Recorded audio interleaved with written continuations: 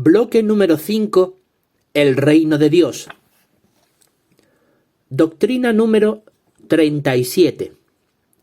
Cristo Jesús, en calidad de Rey del reino celestial, comparte su reinado con sus coherederos, que alcanzarán la suma total de 144.000. Pues como ya hemos analizado en anteriores doctrinas de este credo, sabemos fehacientemente que Jesucristo es el Rey del reino celestial, pero no es el único que gobierna en ese reino. De hecho, la palabra de Dios, la Biblia, demuestra con total claridad que su reinado es compartido con un total de 144.000 coherederos. No faltarán aquellos enemigos de la fe cristiana teócrata verdadera que nieguen la veracidad de esta doctrina. Sin embargo, en este canal Credo de Teocracia Triunfante está publicado una edición especial que analiza cuidadosamente toda la evidencia bíblica que demuestra la solidez de esta doctrina en una serie de vídeos que hemos publicado especialmente para ese propósito, para demostrarlo.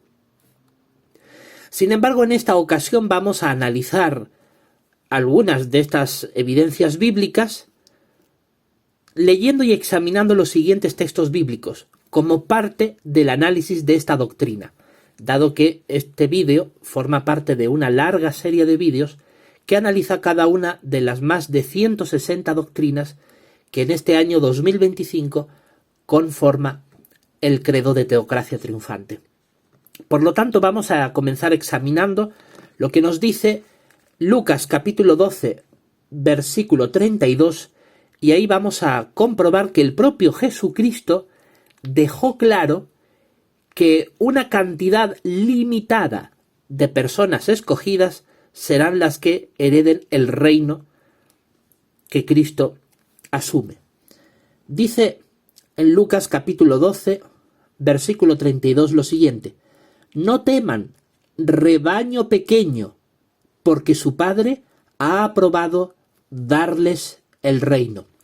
Es muy interesante y hay que precisarlo con palabras muy exactas. Dice aquí, su Padre ha aprobado darles el reino. Así que me rectifico, no es que hereden el reino, sino que se les da el reino. Por lo tanto, aquí habla de quienes van a gobernar con Cristo. Su Padre ha aprobado darles el reino. El verbo dar es muy distinto a heredar. La herencia siempre se considera como un bien preciado del cual se puede usufructar y disfrutar.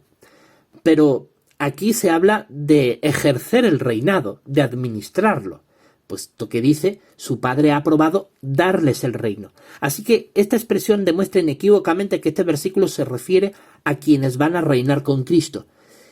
Y aquí Jesús dijo que los escogidos para gobernar son un rebaño pequeño.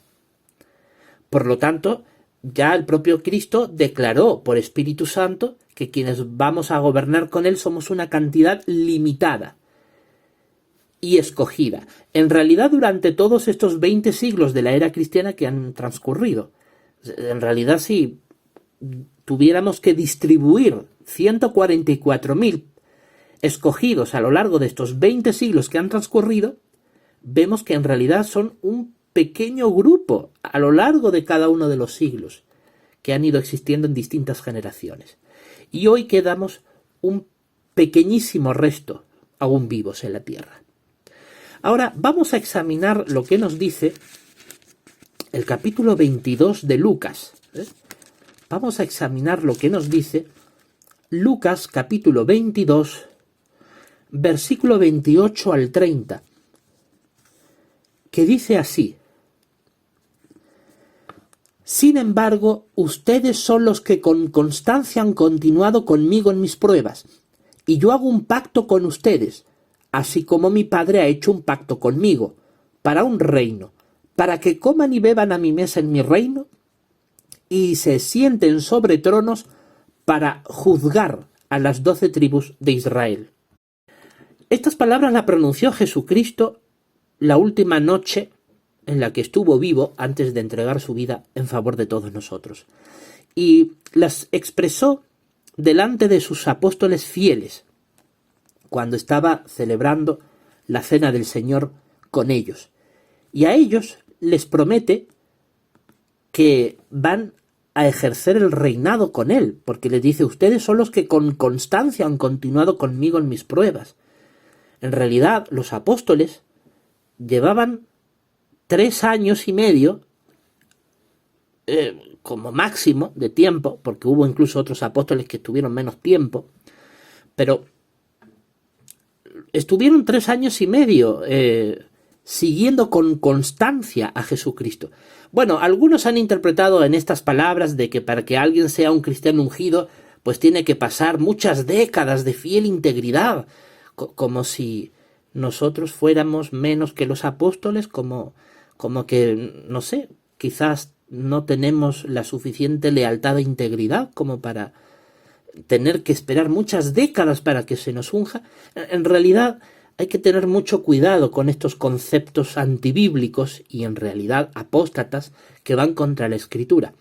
Es Jehová y Jesús quienes deciden quiénes con constancia hemos continuado con él en sus pruebas.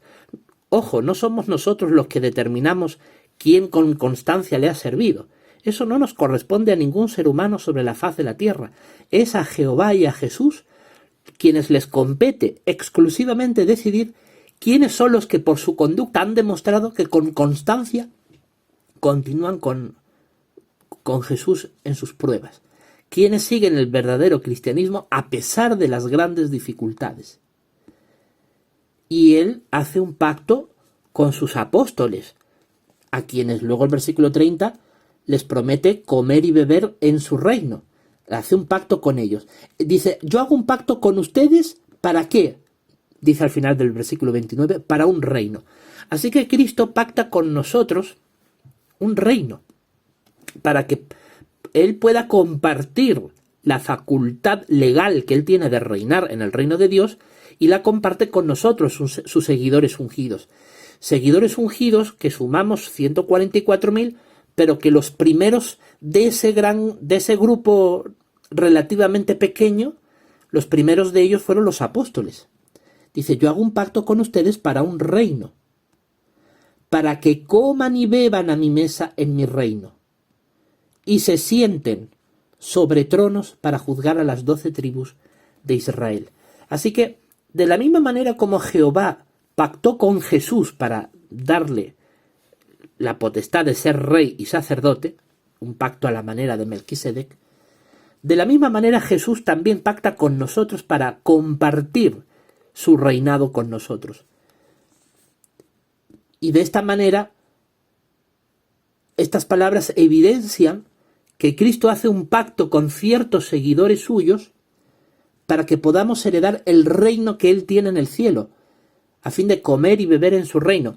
Cuando aquí habla de comer y beber en mi mesa, en mi reino, se está refiriendo a que arriba también hay momentos de disfrute, de regocijo, no todo es trabajar, pero evidentemente la principal labor que haremos arriba será trabajar en el reinado.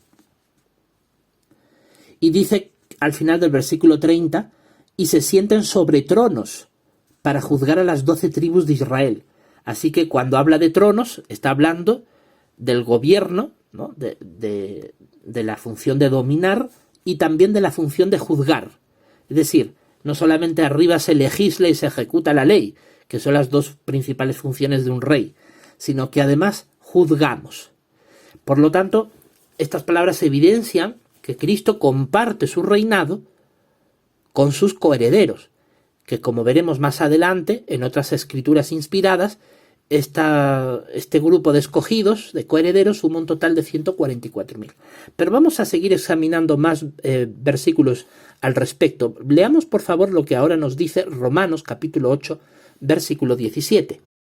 Dice aquí en Romanos capítulo 8, versículo 17, pues si somos hijos también somos herederos, herederos por cierto de Dios, pero coherederos con Cristo, con tal que suframos juntamente, para que también seamos glorificados juntamente. Así que estas palabras que están dirigidas a los hijos de Dios, que hemos sido ungidos por el Espíritu Santo, que tenemos el testimonio de que Jehová nos ha engendrado como hijos mediante su Espíritu, como lo evidencia el versículo 15 y 16, en esa condición no solamente heredamos de Dios esta gloriosa esperanza, sino que además somos coherederos con Cristo. Bueno, ¿y qué es lo que podemos heredar juntamente con Cristo? Pues precisamente el reinado, porque si Jehová ha hecho un pacto con Jesús para un reino, como hemos leído antes en Lucas 22, 28, 30, también Jesús hace un pacto con nosotros para un reino. Tenemos la esperanza de ser coherederos con Él, siempre y cuando aceptemos nuestra parte en sufrir para que podamos ser glorificados. Todos los cristianos ungidos tenemos que experimentar problemas, persecuciones, difamaciones, hostigamiento, amenazas, torturas y en algunos casos incluso la muerte prematura. Es parte de lo que nos corresponde sufrir a fin de poder ser glorificados juntamente con Cristo y heredar el reino. Así que este versículo demuestra que Cristo sí tiene coherederos, y esos coherederos son los ungidos, como dice el contexto de este versículo, quienes tenemos el testimonio del Espíritu Santo, quienes clamamos Abba Padre, porque el Espíritu ha sido derramado sobre nuestros corazones y nos ha engendrado esta maravillosa esperanza celestial, que es un gran tesoro para nosotros, los ungidos. Ahora leamos en el capítulo 11 de esta misma carta de Pablo a los romanos, el versículo 12, que nos dice lo siguiente: ahora bien, si su paso en falso significa riqueza para el mundo y su disminución significa riqueza para gente de las naciones, ¿cuánto más lo significará el número pleno de ellos? Este versículo es muy revelador.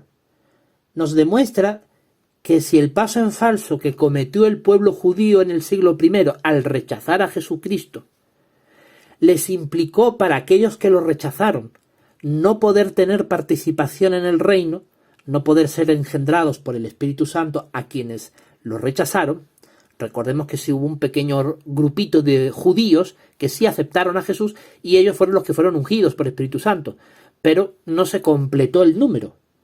Por eso es que la disminución de los judíos significa riqueza para nosotros los gentiles. Y si eso significa riqueza para los gentiles del siglo I, dice cuánto más lo significará el número pleno de ellos. Así que este versículo demuestra de que hay un número pleno de aquellos que vamos a heredar el reino. Es decir, aquí no es cuestión de que todos vayamos al cielo porque somos muy bonitos, muy lindos y muy guapos.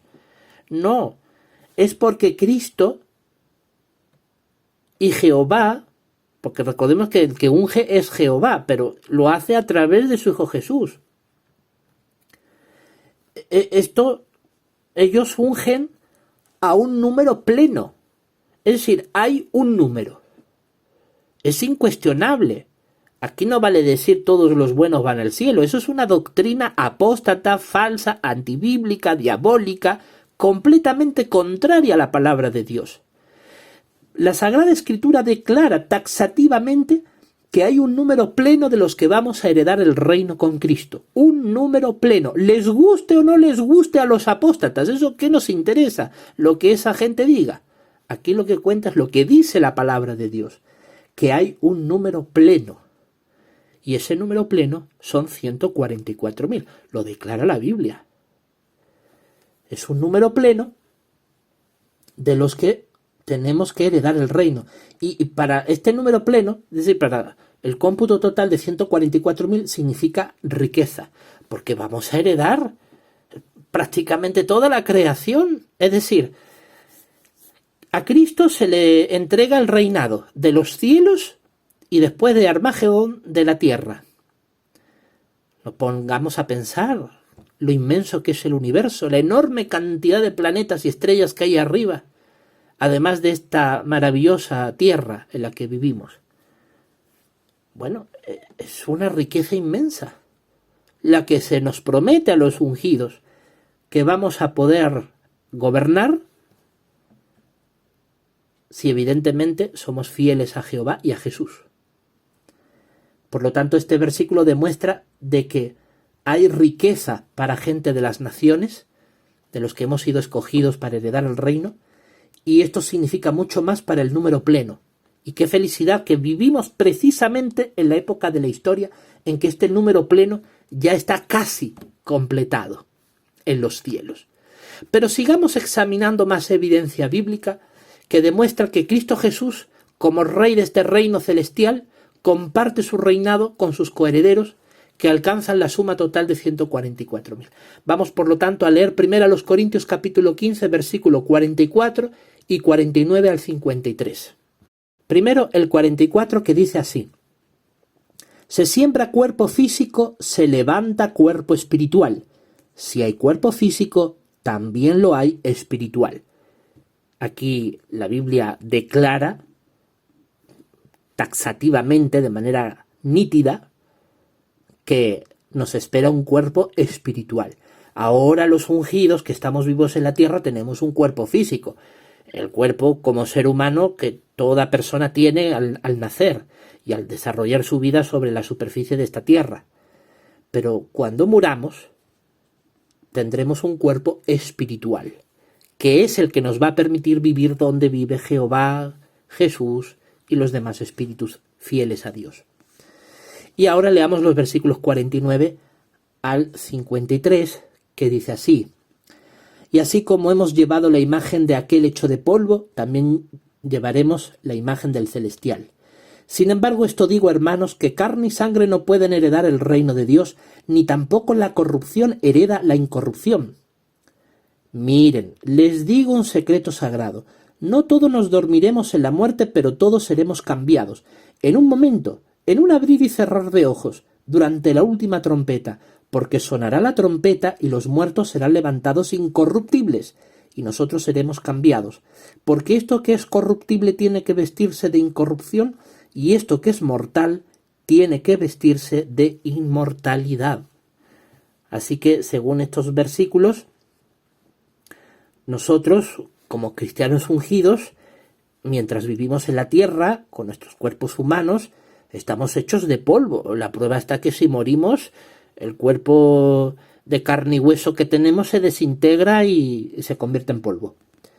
Pero como hemos sido engendrados por el Espíritu Santo mientras estamos vivos aquí en la tierra, se nos ha prometido que vamos a llevar la imagen del celestial.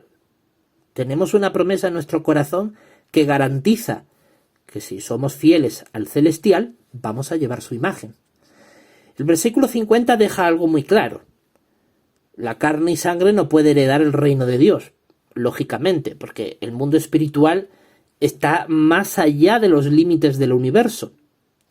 Si ya un cuerpo humano necesita una serie de implementos tecnológicos muy avanzados para poder vivir medianamente cuando salimos al espacio fuera de la órbita terrestre, porque arriba hay unas condiciones absolutamente impropias para la vida humana. No hay oxígeno, no hay gravedad, no hay tierra fértil, no hay nada. O sea, hay un vacío inmenso, una oscuridad absolutamente tenebrosa, con una serie de estrellas, de planetas a distancias descomunales, y está nuestro planeta Tierra en la vecindad del sistema solar. Pero vayas a donde vayas, no hay condiciones para vivir. Más allá de que algunos dicen que puede haber planetas con condiciones semejantes a la Tierra, pero ¿a qué distancia? Evidentemente no estamos con la capacidad humana de poder ni siquiera llegar. Así que en pocas palabras, saliendo de nuestro planeta, no hay capacidad de poder vivir. ¿Con cuánta mayor razón en el reino de Dios, en la región espiritual donde vive Jehová, Jesús y los demás espíritus fieles a Dios, que está más allá de los límites del universo? Evidentemente no se puede heredar la vida nadie en carne y hueso. No es como algunas religiones apóstatas enseñan que durante la gran tribulación vamos a subir con nuestros cuerpos de carne y hueso a los cielos. Eso no enseña la Biblia. La Biblia declara que tenemos que resucitar en espíritu para que con nuestros cuerpos espirituales podamos entrar en el reino celestial. Y en el 51 deja algo muy claro y súper interesante. Dice: les digo un secreto sagrado, dice Pablo. No todos nos dormiremos en la muerte, pero todos seremos cambiados. La gran verdad es que la inmensa mayoría de los 144.000 cristianos ungidos ya se han dormido en la muerte.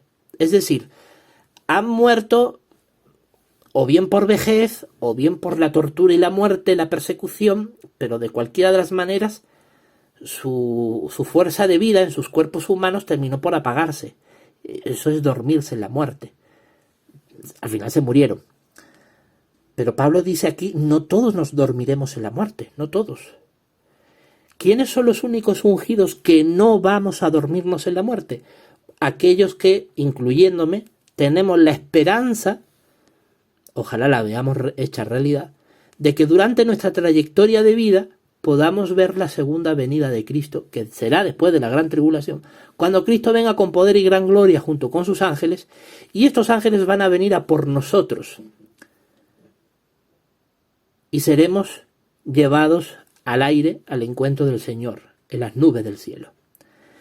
Cuando los ángeles vengan a por nosotros, no nos habrá dado tiempo de dormirnos en la muerte, porque nos va a pillar en ese momento los que estemos vivos. Dice: pero todos seremos cambiados. ¿Por qué? Porque cuando Cristo venga por segunda vez con sus ángeles, los ángeles, mediante el poder sobrenatural, lo que van a hacer es que en ese momento nuestra vida se va a traspasar desde nuestro cuerpo físico a un cuerpo espiritual que ya previamente Jehová ha creado. Entonces será como en un abrir y cerrar de ojos.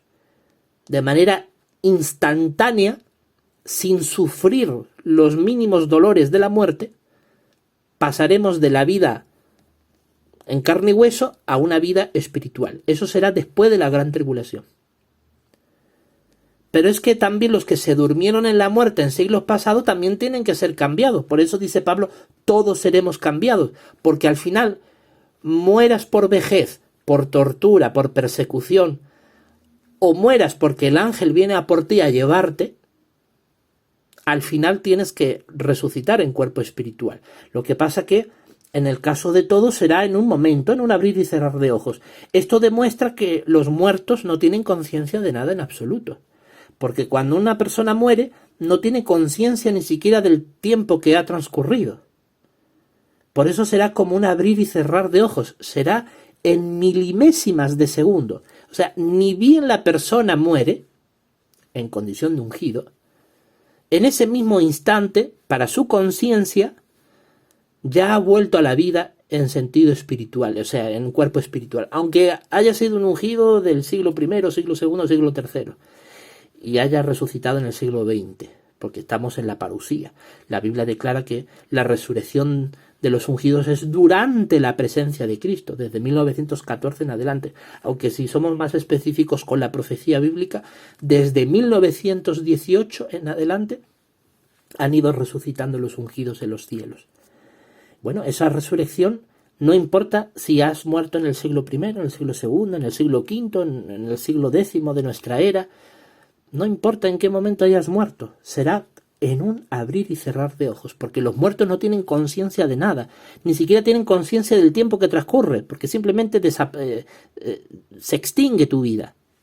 Pero al resucitar, Jehová Dios, al darte de nuevo la vida, en esta vez en un cuerpo espiritual, es como en un abrir y cerrar de ojos. Claro, dice Pablo, esto será durante la última trompeta, es decir, durante la parusía. Sonará la trompeta y los muertos serán levantados incorruptibles y nosotros seremos cambiados. Y nosotros, o sea, Pablo se incluye, porque Pablo es consciente de que él también puede dormirse en la muerte. Él ya vio a otros discípulos fieles como Santiago, que fue muerto a manos de Herodes. En realidad, ya Pablo contempló a varios cristianos ungidos de su época morir martirizados por la persecución. Pablo era consciente de que eso también podía pasar. Pablo veía que la presencia de Cristo era algo futuro. Él esperaba la presencia de Cristo, pero él fue siempre muy consciente de que la presencia de Cristo no estaba llegando durante el tiempo de su vida en carne y hueso.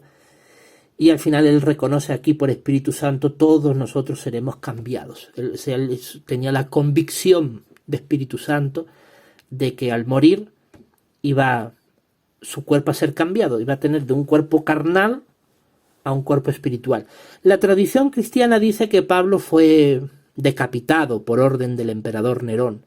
Podemos imaginarnos que en ese momento tan horroroso de la decapitación, que es apenas unos cuantos segundos, en ese intenso dolor físico y en esa agonía de la muerte que quizás sea cuestión de segundos cuando él muere, en el momento en que él pierde la conciencia, en ese mismo momento, aunque hayan pasado 18, 19 siglos más tarde, él resucita en un cuerpo glorioso de espíritu inmortal en los cielos. A partir de 1918 en adelante. No sabemos el año exacto en que Pablo resucitó en los cielos, pero sin duda Pablo ya está vivo. Eso sin duda. Entonces ahí se cumple, tanto en el caso de Pablo como de todos los ungidos que ya han resucitado, que aquello que es corruptible, nuestros cuerpos de carne y hueso, tiene que vestirse de incorrupción. Y esto que es mortal, nuestro cuerpo de carne y hueso, tiene que vestirse de inmortalidad.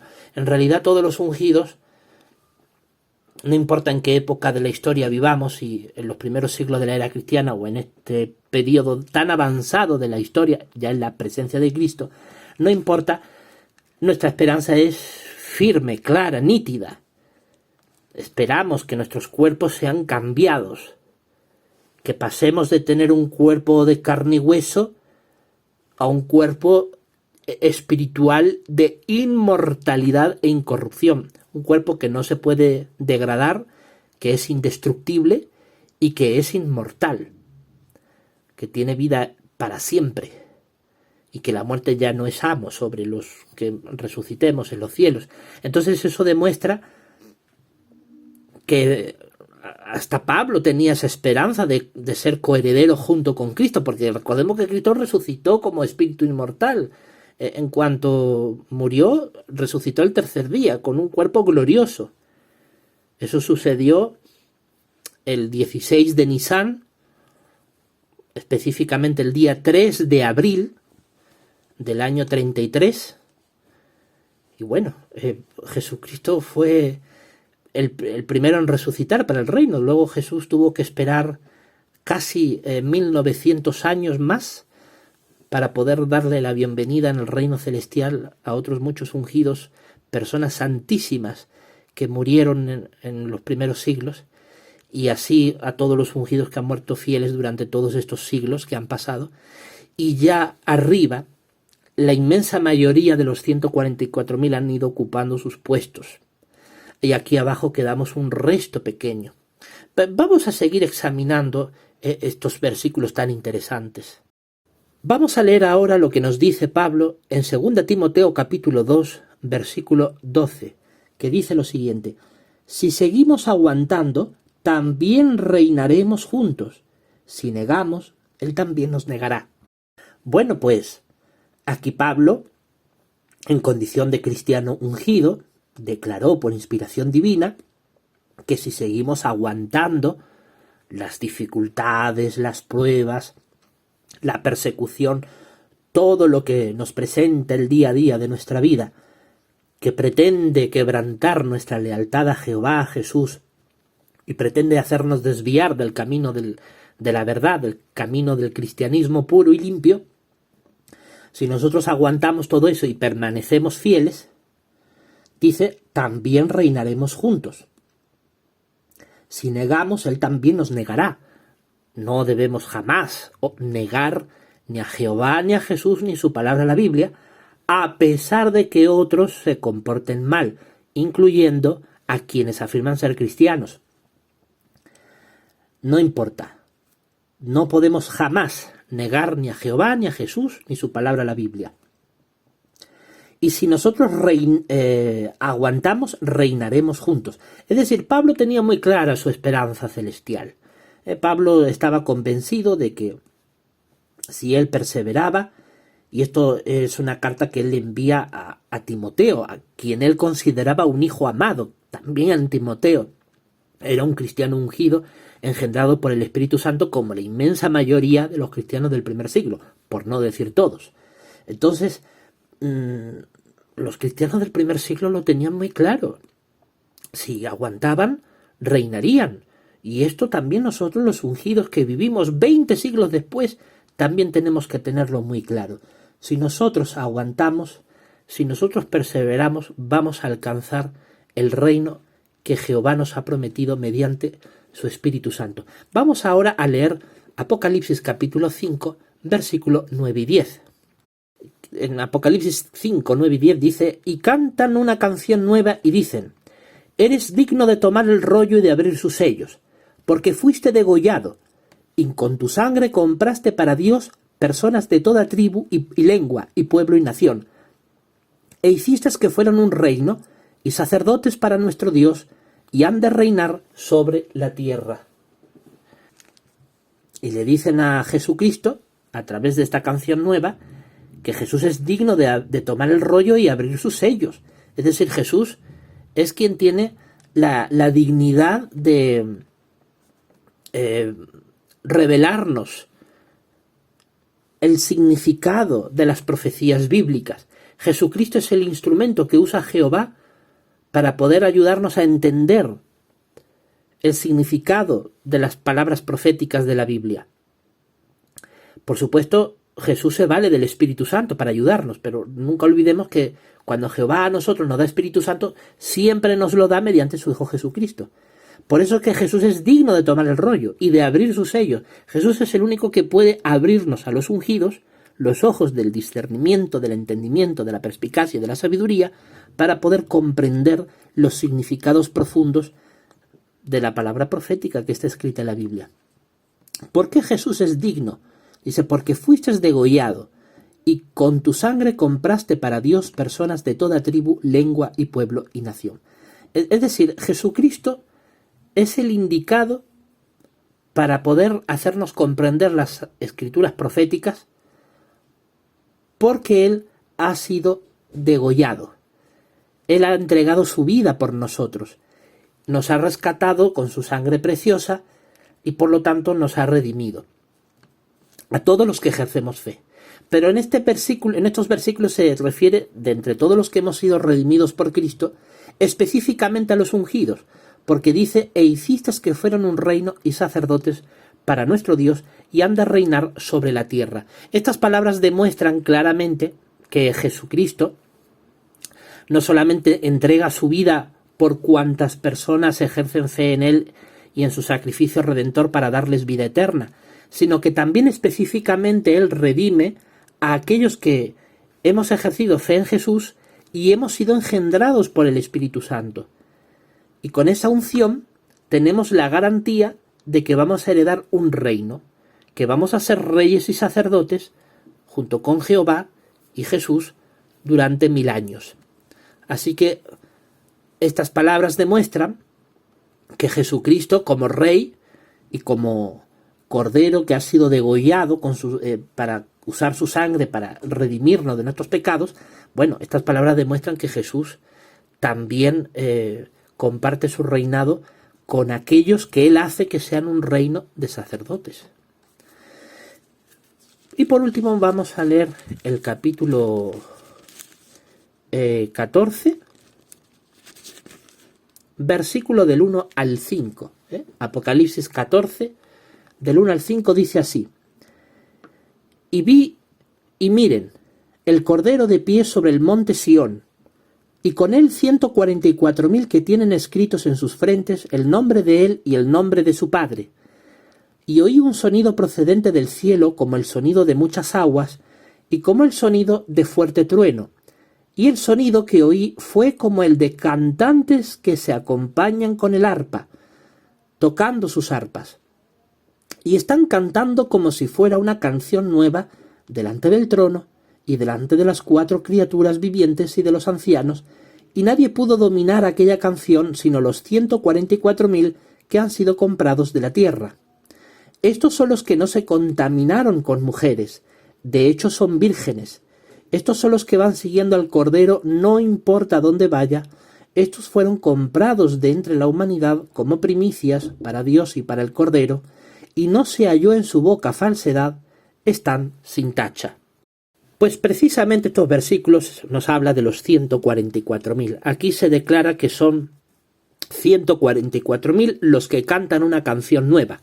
Es la misma canción nueva que habíamos leído en el capítulo 5, versículos 9 y 10, donde se declara que los que cantan la canción nueva son los que van a reinar con Cristo y ser sacerdotes con Él.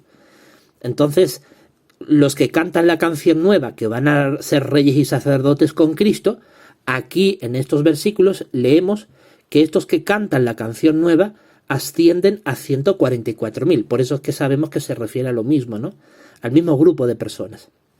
Bueno, de nosotros, los 144.000 se nos describe que tenemos en nuestra frente el nombre de Jesucristo como Cordero y el nombre de nuestro Padre Jehová. Así que esto es una cosa que siempre está constante en la Biblia. Nuestra lealtad es a Jehová y a Jesús, al Padre y al Cordero. Entonces, eso significa que Jehová y Jesús siempre están presentes en nuestros pensamientos. Por eso es que están sus nombres en nuestra frente. Siempre los tenemos en nuestro pensamiento, siempre meditamos en ellos.